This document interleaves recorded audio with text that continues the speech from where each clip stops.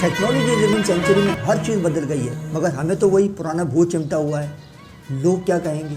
अरे भाई, इस भूत की जान भी छोड़ दो। ज़्यादातर लोगों को पता ही नहीं है कि learning English is hugely connected with our personality. मतलब अगर आप शाय हैं, डरते हैं, इंटिमिडेटेड हैं, सेल्फ कॉन्शियस हैं, तो बताएं आपकी इंग्लिश कैसी होगी? यू फ्रॉम निशा भूमि, ये है आपकी इंग्लिश? मतलब फिर वही पुरानी तसल्ली, I am an introvert. No, not at all. अरे भाई, आप इंट्रोवर्ट नहीं हैं, you are just making land excuses. हम सब फरफर इंग्लिश में बात करना चाहते हैं, मगर जब इंग्लिश बोलने का वक्त आता है तो इधर उधर देखने लग जाते हैं। मतलब आप काफ़ी अरसे से इंग्लिश सीखने की कोशिश करे जा रहे हैं और आपकी इंग्लिश इंप्रूव नहीं हो रही है, तो रुको ज़रा, सब्र करो, कुछ अपनी पर्सनैलिटी पे भी वर्किंग करो। कहीं ऐसा तो नहीं कि आपको पर्सनैलिटी पे भी काम करना है। सब कहते हैं I want to improve my personality, मगर रूटीन क्या है? 2 घंटे टिकटॉक पे डांस देखना, और बहुत सारे तो खुद करते भी हैं। 2 घंटे व्लॉग्स देखना और makeup videos, kitchen decoration videos, and मैं कैची लग रही हूँ, ये वाली वीडियोस तो कोई सर्च करने की ज़रूरत थोड़ी है, वो तो खुद ब खुद ही आ जाती हैं। अब आप खुद बताएं, पर्सनैलिटी बनेगी या दिमाग की दिमाग की लस्सी वस्सी बन जाएगी? मैं कोई इतना ज़्यादा डीपली जाने की ज़रूरत नहीं है। किसी को बोलो कि पर्सनैलिटी डेवलप करो तो वो जिम ज्वाइन कर लेता है। अरे भाई, मैं पर्सनैलिटी डेवलपमेंट की बात कर रहा हूँ, कोई मसल्स डेवलपमेंट की बात नहीं कर रहा। मतलब IQ, EI और PQ पे काम करना है। मतलब self growth, social assertiveness, power of resilience, mindset, exploring and adopting, इन सारी चीज़ों की बात कर रहा हूँ। मतलब कुछ नॉलेज, कुछ पर्सनैलिटी पे काम करो ना। अस्सलाम वालेकुम and hi everyone, this is Khalid. Thanks ever so much to each and everyone that come back and watch our videos to learn and grow with us. Welcome back to Fluent and Famous video series. In today's episode number 4, we are decoding the world leading and award-winning peak performance educator and consultant, Dr. Shade Zarai. Waiting to feel confident is the wrong goal completely. Confidence comes after we take action. We're building the skill, building the competence, building the sense of evidence. Hey, I can do this. She's a Harvard-trained leadership coach, helps people rewire the way they think, lead, and perform. Dr. Shade Zarai.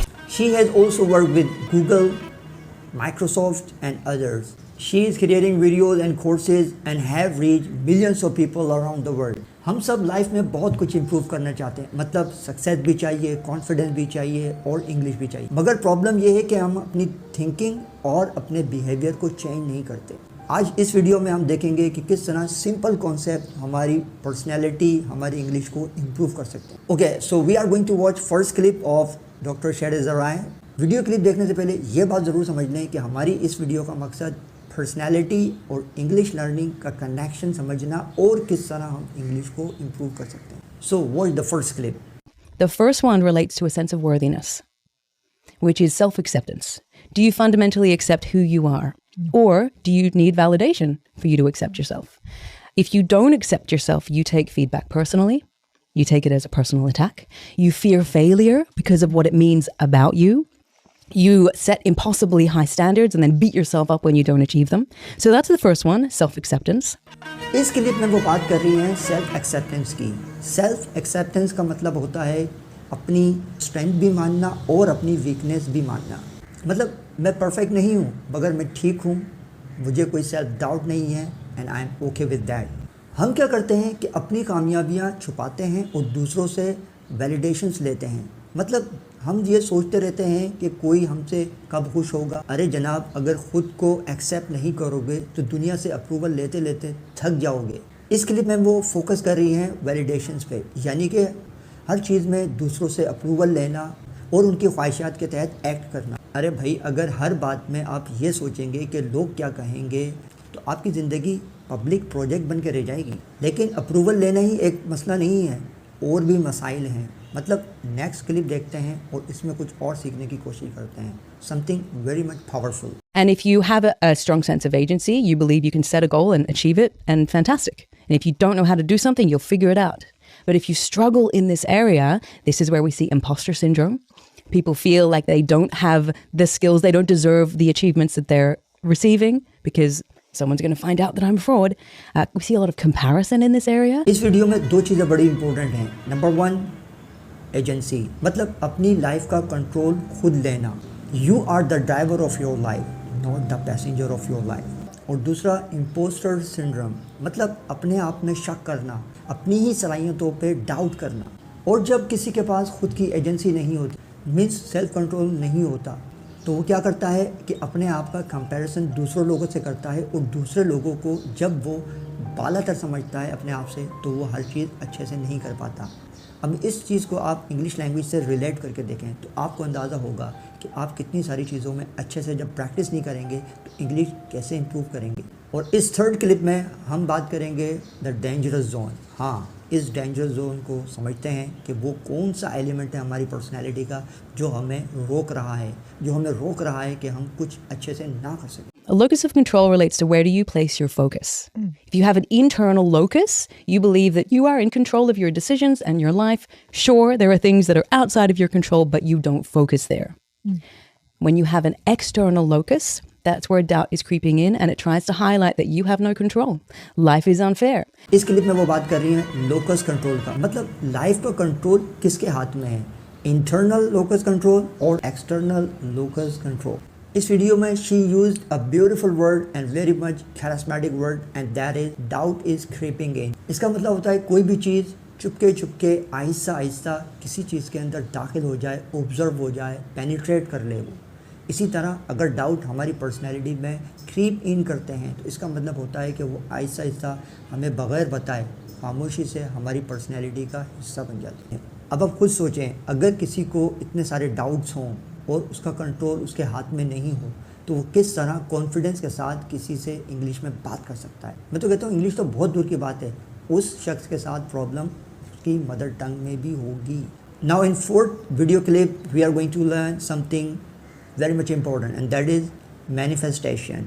Manifestation क्या होती है ज़रा check करते हैं और फिर हम देखते हैं कि इस मैनिफेस्टेशन का हमारी लाइफ, हमारी पर्सनैलिटी और हमारी इंग्लिश लर्निंग से कितना बड़ा रिश्ता है, रिलेशन है। So, what is the line between manifesting and believing in yourself and execution between the two? I see this a lot on social media as well. It's everywhere. And it's really seductive for people because it means, hey, I get to get the thing without doing the work. But it doesn't actually work like that. लोग समझते हैं manifestation means कि अपने ही mind में कोई ख्यालात किसी चीज़ के बारे में सोचना और वो खुद ब खुद ही हो जाएगा, मगर ऐसा नहीं होता, ऐसा तो नहीं होता। Manifestation is equal to execution, means आपको कुछ सोचना पड़ेगा, उसके बारे में कुछ करना पड़ेगा। Something like first you draw up a map, you decide somewhere to go and you get there. Means आपको कुछ सोच समझना पड़ेगा, एक्ट करना पड़ेगा और फिर वो चीज़ आप हासिल कर सकेंगे। In this clip she use charismatic word and that is seductive. इसका मतलब होता है कोई चीज़ अट्रैक्टिव है, मतलब इजी सक्सेस के आइडिया में इतनी ज़्यादा अट्रैक्शन है कि कोई भी मेहनत नहीं करता और वो सक्सेस को पाना चाहता है। हर शख्स के ब्रेन के कुछ असूल होते हैं, कुछ रूल तो ऐसे होते हैं जो बाय नेचर हम सबके कॉमन होते हैं, और कुछ रूल्स, कुछ एक्ट्स, कुछ बिहेवियर जो हम आहिस्ता आहिस्ता अपनी हैबिट जनरेट करते हैं उसकी बिहाफ पे होते हैं। तो हमें ये चीज़ समझना चाहिए कि किस तरह हम किस तरह अपने माइंड के रूल को समझ के अप्लाई करें, और चाहे वो इंग्लिश हो या एनी अदर थिंग, उसको हम किस तरह इम्प्रूव करें। और अगर आप एक्शन नहीं लेते तो ज़िंदगी नहीं, हर चीज़ मुश्किल हो जाती है। तो देखते हैं कि लास्ट क्लिप में क्या सीखेंगे। That is something very much powerful and important. So you need to first upgrade your identity to see yourself as someone who is worthy of that, capable of that, able to handle it if it comes your way. Because if you don't yet get there, it means you don't trust yourself and you will keep sabotaging. And we see this countless times. So that's the first step. So yes, of course, know where you're going. इस video clip में वो focus कर रही है कि किस तरह अगर आप अपनी पर्सनैलिटी, अपनी आइडेंटिटी को अपग्रेड नहीं करते तो किस तरह आप अपनी ही कामयाबी को रोक लेते हैं। मतलब ये होता है सेल्फ सबोटाज, मीन्स बंदा अपना ही गेम ओवर कर लेता है।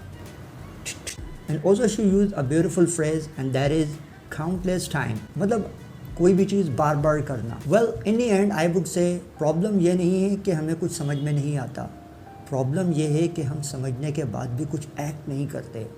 अगर इस वीडियो में आपको कुछ चीज़ें समझ में आई हैं, मतलब पर्सनैलिटी का कनेक्शन किस तरह हमारी इंग्लिश लर्निंग प्रोसेस से भी है, तो हमें कुछ समझना चाहिए और कुछ करना चाहिए। मतलब वैलिडेशन छोड़ो, एजेंसी लो, सेल्फ कंट्रोल करो, एक्शन लो, इंग्लिश सीखो और अपनी पर्सनैलिटी को डेवलप करो। और एक ख़ास बात, अक्सर आपने देखा होगा कि जो लोग अखबार पढ़ते हैं वो कभी डिक्शनरी की तरफ नहीं जाते। मीन्स वो पढ़ते रहते हैं और वो उन अल्फाजों को जो मुश्किल होते हैं पहले उनके लिए, जो नए होते हैं, वो आहिस्ता आहिस्ता कॉमन हो जाते हैं और वो हर अल्फाज के मायने समझने लग जाते हैं। इसका मतलब ये हुआ कि आहिस्ता आहिस्ता हम कोई चीज़ करते रहें, so we get used to doing it. Similarly अगर हम चाहते हैं कि अच्छी स्पीकिंग करें तो एक तरकीब तो हमें लगानी होगी, एंड दैट इज़ कि हम लोग इंग्लिश फिल्म्स देखें, ड्रामास देखें, पॉडकास्ट देखें, टेड टॉक देखें, यानी कि इंग्लिश कंटेंट को कंज्यूम करें ताकि हमारे ब्रेन में उसी तरह के जुमले होंगे और फिर क्या होगा कि हम आहिस्ता आहिस्ता उसी तरह बोलने लग जाएंगे। और एक सच बात बताऊं, ये जो फ्लुएंट एंड फेमस सीरीज़ है ये मैंने स्टार्ट ही इसलिए की है कि आहिस्ता आहिस्ता हम अंग्रेज़ों को या ऐसे लोगों को जिनकी इंग्लिश टॉप क्लास है उनको हम सुने और how we can get used to doing it, means कि हम किस तरह उनकी गुफ्तगू को समझने लग जाएं और आहिस्ता आहिस्ता हमारी भी इंग्लिश उन्हीं की तरह हो जाएगी। So that's it for today, thanks ever so much for watching.